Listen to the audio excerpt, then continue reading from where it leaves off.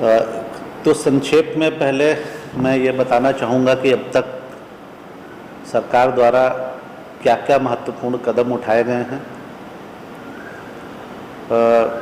अगर बहुत शॉर्ट में कहें तो जो फाइनेंशियल हेल्प दी गई है जो ज़रूरतमंद लोग हैं उनको, इसके अलावा छात्रों को, किसानों को, राशन कार्ड धारियों को, ये लगभग अभी 6,000 करोड़ रुपए से अधिक की राशि हो चुकी है और अभी भी ये व्यय जारी है और इसमें जो भी आवश्यक राशि होगी उसकी भी व्यवस्था की जाएगी।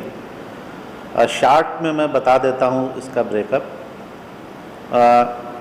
जो राशन कार्ड धारियों को अभी तक 1 करोड़ 2 लाख लोगों को दिया गया है, 1020 करोड़। जो पेंशन एडवांस दी गई है 3 महीने की सभी पेंशनधारियों को, उसमें 1017 करोड़। जो छात्र छात्राओं को 1 से 12 तक के छात्र छात्राओं को विभिन्न योजनाओं का लाभ एक मुश्त दिया गया है, उसमें 3,102 करोड़। इसके अलावा किसानों को फसल क्षति के लिए 578 करोड़ से अधिक की राशि जारी हो गई है। मुख्यमंत्री विशेष सहायता के अंतर्गत जो हमारे बाहर मजदूर या ज़रूरतमंद व्यक्ति बिहार के बाहर फंसे हुए हैं उनके लिए भी अभी तक 150 करोड़ से ऊपर का व्यय हो चुका है। 15 लाख से ऊपर लोगों को ये 1,000 रुपये की राशि उनके खाते में दी गई है। इसके अलावा जो एक कोरोना उन्मूलन कोष का गठन किया गया था, आपको याद होगा कि 2 स्रोत हैं इस फंड के। एक तो जो मुख्यमंत्री क्षेत्र विकास योजना से राशि इसमें योजना एवं विकास विभाग द्वारा ट्रांसफ़र की गई थी और इसके अलावा जो माननीय मुख्यमंत्री, माननीय मंत्री और विधानमंडल के सदस्य हैं उनके जो वेतन से 15% राशि की कटौती का निर्णय हुआ था 1 साल तक, तो ये इसके स्रोत हैं और ये राशि अभी तक जो उपलब्ध है और जो जानकारी मुझे दी गई है 159 करोड़ की ये राशि कोरोना उन्मूलन कोष में ऑलरेडी उपलब्ध हो चुकी है। और इस राशि को व्यय करने के लिए स्वास्थ्य विभाग के जो भी प्रधान सचिव या सचिव रहेंगे उनको प्राधिकृत कर दिया गया है ताकि प्रक्रिया में किसी तरह का विलंब नहीं हो। इसके अलावा बिहार फाउंडेशन के माध्यम से भी जो राहत पहुंचाई जा रही है उसका व्यय भी मुख्यमंत्री राहत कोष के माध्यम से किया जा रहा है, आपदा प्रबंधन विभाग के माध्यम से। इसके अलावा जो आपदा राहत केंद्र चल रहे हैं, सीमावर्ती आपदा राहत केंद्र चल रहे हैं, उनका व्यय आपदा प्रबंधन विभाग कर रहा है। जो अभी फसल क्षति इधर कुछ 3-4 दिन जो अभी बरसात या ये हुआ था स्टॉर्म वगैरह, उसका भी सर्वे चल रहा है। उसमें भी जो फसल क्षति का सर्वे होकर जो आंकड़े आएंगे उसके आधार पर राशि की व्यवस्था, सहायता राशि दी जाएगी किसानों को। आपको ये भी बताऊं कि कुछ दिन पहले ही अभी सरकार ने निर्णय लिया था कि पर यूनिट बिजली में, बिजली की दर में पर यूनिट 10 पैसे की कटौती सभी वर्ग के उपभोक्ताओं को दी गई है। विशेष रूप से जो किसान हैं उनको जो कृषि कार्यों के लिए पहले 75 पैसे पर यूनिट बिजली उपलब्ध होती थी, अब वो 65 पैसे में ही प्रति यूनिट बिजली उपलब्ध होगी। इसके अलावा वाणिज्य कर विभाग ने व्यापारियों की सहायता के लिए जो बिहार कराधान विवाद समाधान नियमावली थी, या संक्षेप में जिसको शॉर्ट में हम लोग वन टाइम सेटलमेंट स्कीम के नाम से जानते हैं, उसकी अवधि भी 3 महीने के लिए बढ़ा दी गई है। इसके अलावा अन्य बहुत सारे काम किए जा रहे हैं। तो जो भी आवश्यक कदम हैं सरकार वो ऐसे सारे कदम उठा रही है, समय से उठा रही है और जो भी ज़रूरतमंद व्यक्ति हैं उनको किसी तरह की समस्या नहीं हो ये सुनिश्चित किया जा रहा है। आज का जो हम लोगों की रेगुलर जो ब्रीफिंग के जो कुछ बिंदु होते हैं, जो केसेस 238 की अभी सूचना दी गई है। आपदा राहत केंद्र हमारे उनकी संख्या बढ़ गई है, आज 220 आपदा राहत केंद्र पूरे राज्य में चल रहे हैं और इनमें 71,624 इतने लोग अभी इसका लाभ उठा रहे हैं। जो विद्यालय स्तर पर पंचायतों में क्वारंटाइन कैंप्स चल रहे हैं वो आज की तिथि में 1027 ऐसे कैंप अभी संचालित हैं जिनमें 9,082 लोग आवासित हैं। और इन लोगों को वहाँ भोजन, आवासन या चिकित्सकीय जांच की भी पूरी सुविधा उपलब्ध कराई जा रही है।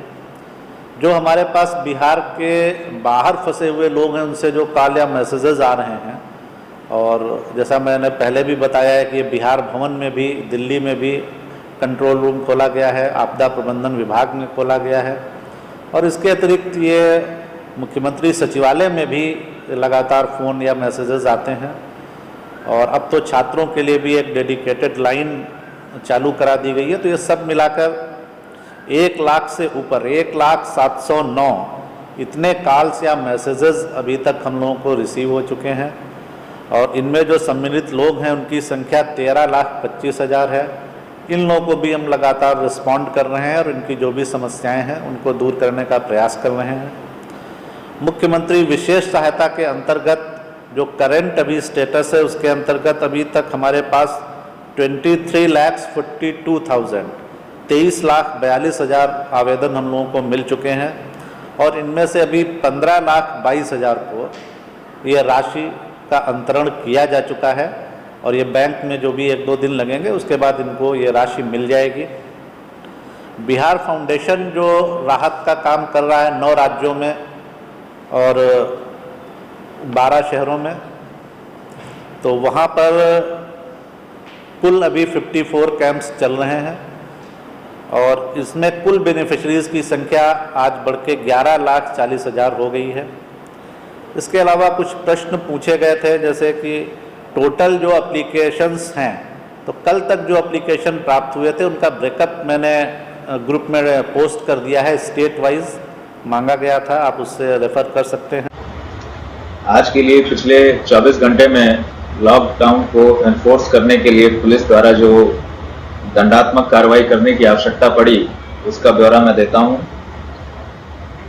पिछले 24 घंटे में 39 कांड दर्ज किए गए हैं, जिसमें 22 व्यक्तियों की गिरफ्तारी की गई, और 1,863 वाहनों को जब्त किया गया है जो अनधिकृत रूप से सड़कों पर थे, और वाहनों से जब्त के वो फाइन के रूप में वसूल की गई राशि है 45,57,000 रुपए।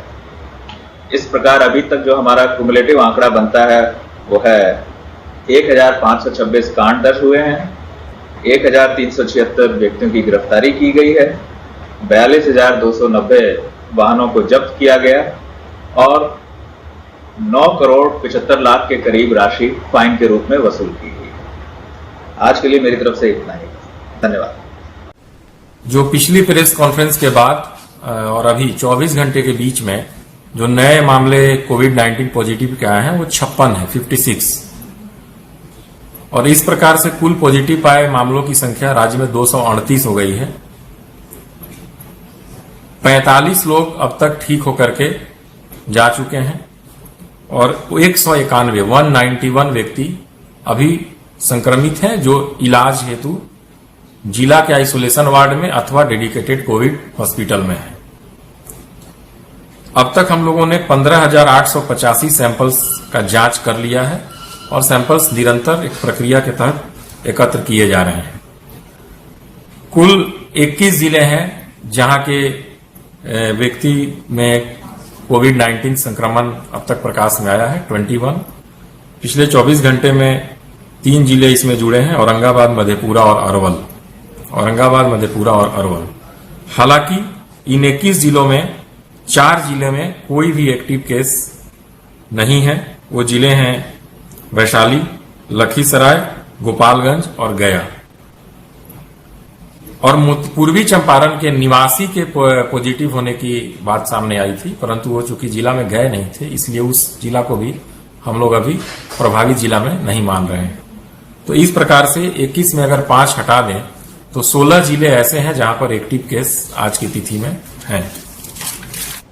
जहां तक क्वारंटीन सेंटर्स का प्रश्न है तो 1255 लोग 309 क्वारंटीन सेंटर में आवासित हैं। क्वारंटीन सेंटर की संख्या भी नियमित रूप से अनुश्रवण करके बढ़ाई जा रही है, और आइसोलेशन सेंटर्स जहां पर असिम्प्टोमेटिक कोविड पॉजिटिव व्यक्ति रहेंगे उनकी संख्या भी बढ़ाई जा रही है।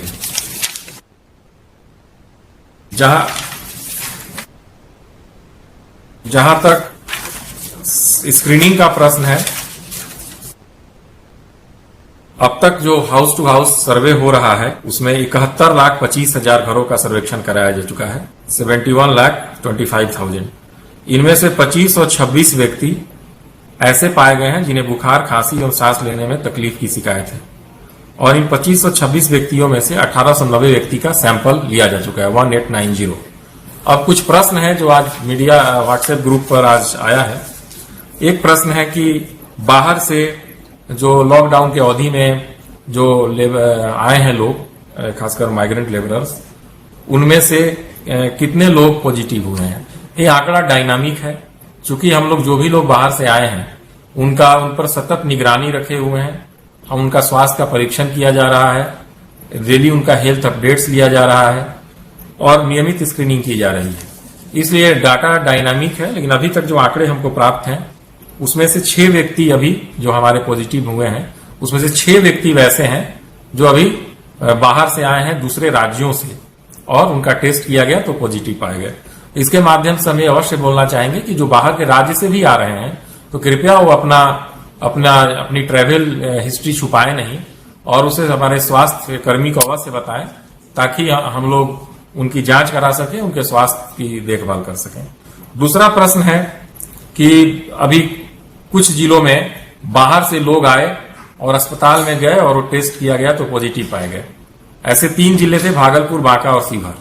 सीवर में पूर्वी चंपारण के व्यक्ति थे। इसके संबंध में प्रश्न यह है कि इन मामलों में क्या कॉन्टैक्ट ट्रेसिंग किया गया, क्या सैंपल लिया गया और फलाफल क्या रहा। तो भागलपुर में 1 व्यक्ति इस तरह का पाया गया तो 14 सैंपल लिया गया कॉन्टैक्ट ट्रेस करके, रिपोर्ट 13 का निगेटिव है और बाकी प्रतीक्षित है। बांका में 2 व्यक्ति ऐसे थे जो बाहर से आए और हमारे स्वास्थ्य संस्थान में उनका जांच हुआ और वो पॉजिटिव पाया गया, तो इनका कॉन्टैक्ट ट्रेसिंग किया गया है, 40 व्यक्तियों का सैंपल लेकर भेजा गया है। उसी तरह सीवर में जो व्यक्ति पूर्वी चंपारण के आए थे वो एम्बुलेंस से डायरेक्ट आए थे और उनको सीवर की सीमा से सीधे अस्पताल में ले जाया गया था और अस्पताल में जाकर ही उनका जांच हुआ था, तो बहुत ज्यादा लोगों के कांटेक्ट में नहीं आए। तो 4 व्यक्ति को चिन्हित करके सैंपल लिया गया था और उसमें भी निगेटिव आया।